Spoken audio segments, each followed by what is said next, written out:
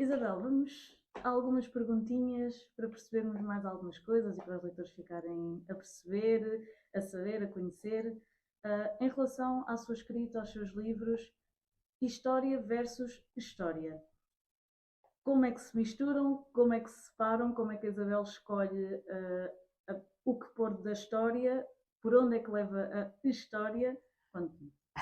Então vou-lhe contar, Rosa. Eu acho que sou um bocadinho jornalista do passado e eu não sou historiadora e o meu método foi da minha vida profissional, de toda a vida, que é basicamente recolher os dados, confirmar os dados, ouvir o máximo de pessoas e ouvi-las em contraditórios, de preferência, e depois fazer uma grelha dos factos e das histórias. Mas depois há intervalos, sobretudo quanto mais no passado formos, maiores são esses intervalos em que não sabemos, lacunas, é a palavra que eu quero usar, é lacuna. E essa lacuna é preenchida por mim, ou pelo romancista histórico, com plausibilidade. Ou seja, é importante que as histórias dentro da história não passem o limiar da plausibilidade.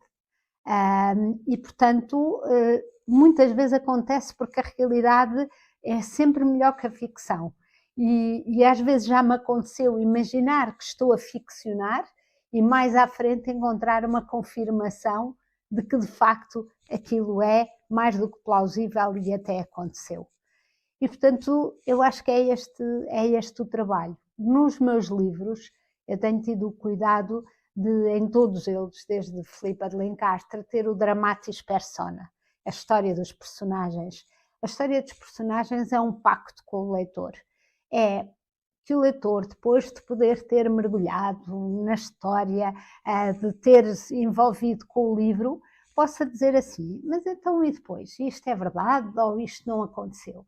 O dramatis persona permite ir lá e ver assim, Vatassa Lascaris, e quem se o leitor lá for, que era uma dama e melhor amiga da Isabel de Aragão, da Rainha Santa, e depois vai perceber, sim, eram melhores amigas, sim, vieram juntas, isto é um facto, sim, trabalharam, a Vatassa foi espia de Isabel, há trocas de bilhetes, etc.